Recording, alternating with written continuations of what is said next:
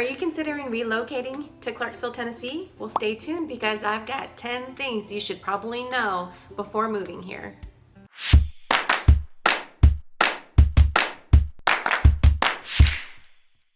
Hey everyone, welcome back to my channel. It's Carla here with Keller Williams Realty, your local realtor here in Clarksville, Tennessee and the surrounding area.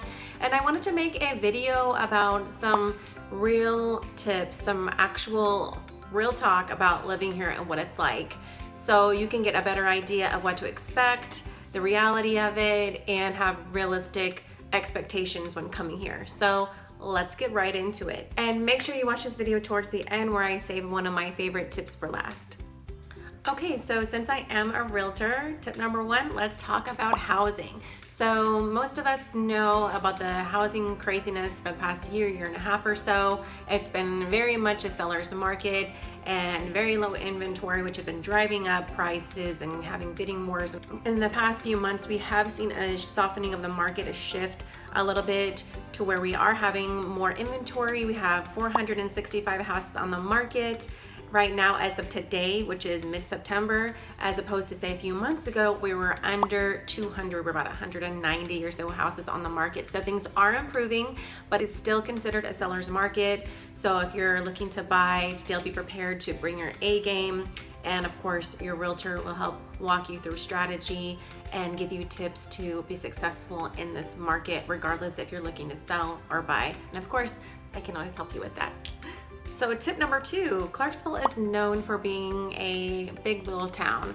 So it's not as big as say Nashville or Knoxville or Atlanta, Chicago, or anything like that. But right now we're hovering around 220,000 in Montgomery County where Clarksville sits. And we're continuing to grow every single day. People are moving out here from other states. And of course we have our military. We're constantly growing. And I think last time I checked, we were number 14 as far as population growth in the nation and ranked number 3 in the state of Tennessee. So if you're coming here looking for a little tiny town, then this is not it. However, we can try to find you an area that's slower pace in the surrounding areas of Clarksville if that's something that you're looking for. So just keep that in mind. However, on that note, if you are looking for something that's more of a slower pace, less traffic, less congestion, then I would recommend looking in one of the smaller areas surrounding Clarksville, such as Woodlawn, Palmyra, Cunningham, Adams, Ashland City, or Pleasant View. And if that's more your pace, I can definitely help out with that search. Now, all that being said, yes, we are growing at a rapid rate here in Clarksville. However, if you're looking for, say, Trader Joe's, Costco, or Whole Foods, sadly, we don't have those things in Clarksville. So you have to make the drive out to Nashville, which is about 45 minutes to an hour away, depending on where in Clarksville you're coming from. But hey, at least we do have a Sam's Club here in Clarksville. Tip number 3, traffic. Yes, I have talked about this in some of my other videos, but it's still worth mentioning because of the growth we have been experiencing over the years. More traffic, more wrecks comes with that territory. It's part of the growing pains of any growing city. We just don't have the infrastructure to keep up with the amount of people that we have coming in. It seems like it's getting worse, full transparency, and it seems like there's wrecks regularly, unfortunately. Now, is it as bad as, say, Metroplex areas, Atlanta, Nashville, Chicago, Dallas-Fort Worth? No, it's nothing like that, but it is annoying. So if you're expecting to come here and it be some small podunk town where there's not a lot of traffic, I am so sorry to break the news to you, but it's not gonna be that way. And in fact, we actually have a Gary the Guardrail. It's this guardrail off of Trenton and Tylertown, some of our major intersections in Clarksville, where this guardrail gets hit so many times. I don't even know how many times we're up to now. Mostly by 18-wheelers and semis, that's what my understanding is. But it gets hit so often from the traffic and congestion on that intersection that Gary the Guardrail has his own Facebook page. So if you wanna become a member, I think we're up to like 5,000 or 6,000 on the Gary the Guardrail Facebook page. You can always find it there if you want a good laugh. Tip 4. Okay, so it's probably going to be helpful to know When you live here in Clarksville, many people will refer to the area that they live by off of the exit number. So for instance, someone might say, oh, I live off of exit 1, I live off of exit 4, exit 8, exit 11, something along those lines. That's because people refer to the exit numbers that they live off of based on the proximity of I-24. So the lower the number is, like exit 1, exit 4, then the closer you are to Fort Campbell and the Kentucky border. If you get one to the higher numbers, your exit 8, exit 11, that's the Rossview and Sango area part of Clarksville. And then the higher you get, the closer to Nashville you'll be. So if someone says, I live off exit 24, exit 19, that's gonna be headed towards Nashville. And then exit 1 through 11, that's going to be in the Clarksville area. I just thought that would be helpful to know, because I've had some people in the past move here and they'd be like, why is everyone referring to exit number this or exit number that? And that is the reason. So just FYI, good to know. Tip number 5, weather. So I have talked about weather in some of my previous videos, but it's worth again mentioning. So that's one of the most frequent questions I get is, how is the weather here? Is it crazy? What is it like? And we do have some crazy weather here, but we also have some gorgeous weather. We're about to go into fall, which means cooling off of the summer heat and the temperatures lowering, and the fall colors of the changing of the leaves. It's about to be beautiful coming up in the next few weeks here in Clarksville. And we do have pretty intense summers, not gonna lie. The temperatures get in the high 90s along with 70 to 80% humidity. So there's that. So if you're coming from a drier state, be prepared to encounter those high temperatures with high humidity levels. So it might be a shock to the system, just fair warning. And also we do have snow from time to time, but it's nothing crazy usually. We also do get tornadoes. That's another question I get regularly. Yes, we get them, although we're not technically in Tornado Alley here. We do get them. Just last year in March of 2020, we had a EF3 tornado rip through downtown Nashville, which is about an hour east of us here in Clarksville. And it was pretty devastating, did a lot of damage. We also just recently in August had flash flooding in Waverly, Tennessee, which is our neighbors about an hour southwest of us from Clarksville, and they got record-breaking 17 inches of rain in 24-hour period. Again, this is not very typical. It was record-breaking, but it did do a lot of serious damage to the community in Waverly, Tennessee. So just fair warning, we do get some extremes from time to time, just something to think about and consider if you're moving to the area. And as far as the amount of rainfall we get here in Clarksville, is usually averages around 50 inches a year, whereas the national average is usually around 38 inches a year. So we do get more here than the national average.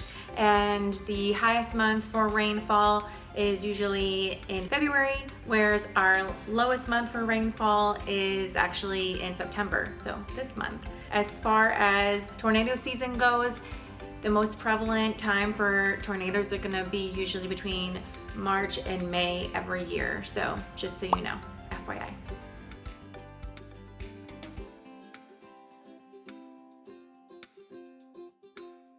Okay, tip number 6, let's talk lawn care. Yes, lawn care. If you're coming from a drier state that you're not used to having grass in your front and backyards, the lawn care situation, it might overwhelm you. I encourage you to look into either getting a lawn care service to come tend to your yard or buy some equipment. And if you don't, your grass and lawn is going to be out of control, especially in the spring and summer months. We pretty much have to mow weekly at some time, depending on how much rain we're getting and all those things, but it can get out of control. And some people move here and they're like, why does people's yards look crazy or this and that? That's because you have to spend the time, energy, and invest in money into making it look nice. It just doesn't automatically look nice on its own just because we get a good amount of rain. No, you have to spend the time and effort into fertilizing, aerating it, mowing it, you know, all those things that are not my expertise, but I can definitely put you in contact with lawn services to help you out in that regard.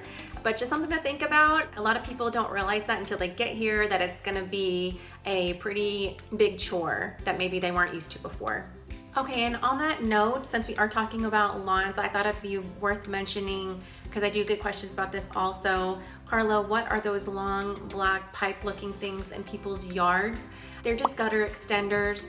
Because of the amount of rain that we do get here, you want those gutter extenders attach the end of your gutters to move the water away from your house, your foundation, your crawl space. You definitely want to keep those areas as dry as possible to not cause damage from the rainwater.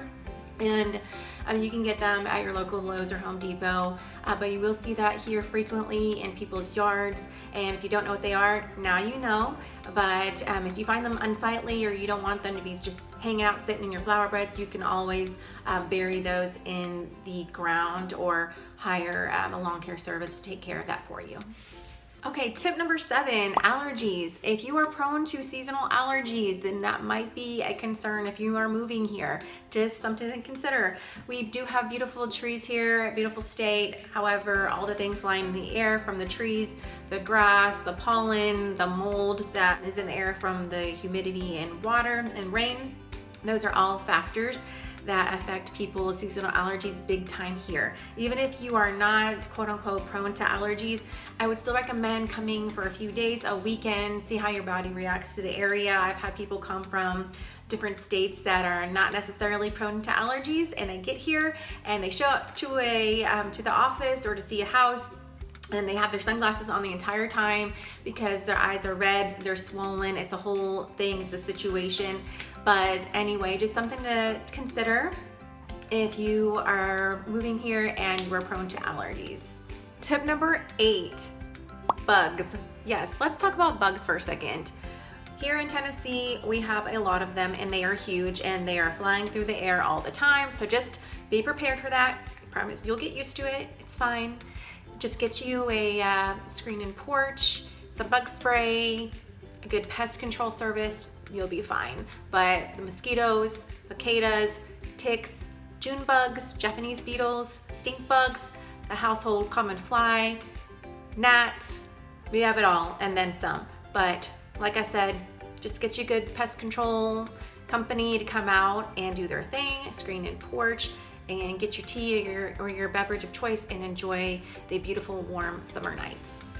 Tip number 9, something that you may or may not know about Clarksville and the surrounding area, is that we have an Amish community here. So last time I checked, that we had about 5,000 Amish community in the state of Tennessee and about 10,000 in the neighboring state of Kentucky. So it's very common to see the Amish whenever you're out and about shopping. They have their own local Amish shops and bakeries, dairies. They even have their own space at our local farmers market in downtown Clarksville. If you're out and about on the back roads, you might run into them on their horse and buggy. So don't be alarmed if you see that. It's fairly common. I just ended up behind one the other day. Yeah, so you'll see that, as well as just FYI, they may or may not be speaking English. If you do encounter them, they'll probably be speaking their native language, which is Pennsylvania Dutch, but no worries, they most likely also speak English. So just a heads up about our Amish community here. Okay, number 10, Southern hospitality. So Southern hospitality is a real thing here in Tennessee, and personally I love it. I find it super sweet and charming. However, disclaimer, of course, just like anywhere you go, you will run into some people that are jerks or not so nice, but that's just anywhere you go. But by and large, here in this area, people are nice, friendly, warm, and polite. Especially the more further out of town you get, the Southern hospitality is even stronger. Be prepared for people to call you ma'am or sir. Yes, ma'am. Yes, sir. That's definitely a sign of respect. Don't take offense to that. It's not anyone calling you old. It's just a sign of respect here in the South. Even same goes for children. They'll call you ma'am or sir sometimes. I might even call you miss or mister and then insert your name. For instance, if my children's friends come over to play, they'll likely refer to me as Miss Carla. That is very common in the South in general, in my experience. When you're out and about, be prepared for people to want to hold the door for you. In fact, there might be a little friendly argument at the door on who's going to hold the door for who, because someone will likely always want to hold the door for you, which I find really sweet. Also, when you're out and about, people will likely refer to you or your family as baby, honey, sweetie, sugar, all those kind of pet names. Again, don't take offense to it. It's just the Southern way. It's the Southern culture. Be prepared to also have random strangers talk with you when you're at the grocery store or just somewhere waiting in line. If you don't know them, total stranger, by the time you get out, you'll be quick friends. That is just, again, the Southern culture here. Also, be prepared for people waving to you or saying hi to you. If you're out and walking your dog or out driving, people are gonna be waving to you. Just wave back, just be nice. And especially if they let you over and traffic, definitely make sure and wave. But yeah, if you are not used to the whole Southern charm, Southern hospitality thing, it is a real thing, and it might take some adjusting too if you're not used to it. And here's a bonus pro tip for you before you go. I did not know this before I moved to Tennessee, so let me be the one to tell you that when you move here, you are going to be encountering a lot of barns, especially in the back roads and the more rural areas. You'll see old barns that have nothing in them, and some of them are still active. The ones that are still active, especially in the fall, they will be curing tobacco and they will be smoking. There will be smoke coming out around and on top of these barns. Don't be alarmed, it's just the tobacco curing inside the barn, but it looks like the barn is on fire, but it's not. So if you are driving in the back roads of Tennessee and you see a barn, especially in the fall time, that looks like it's on fire, it's more than likely just the tobacco curing inside the barn. So I didn't know, now you know. Okay everyone, that is it for this video. I hope you learned something new about the Clarksville area. If this video is valuable, please give it a like, a share, or subscribe to my channel, or better yet, hit that notification bell so you'll be alerted when I release more videos in the future. And as always, if you have any questions about the Clarksville area, moving to the area, relocating, buying, or selling, anything real estate related, I'm here to help. Please reach out, message me, email me, all those good things, and I will see you in the next video.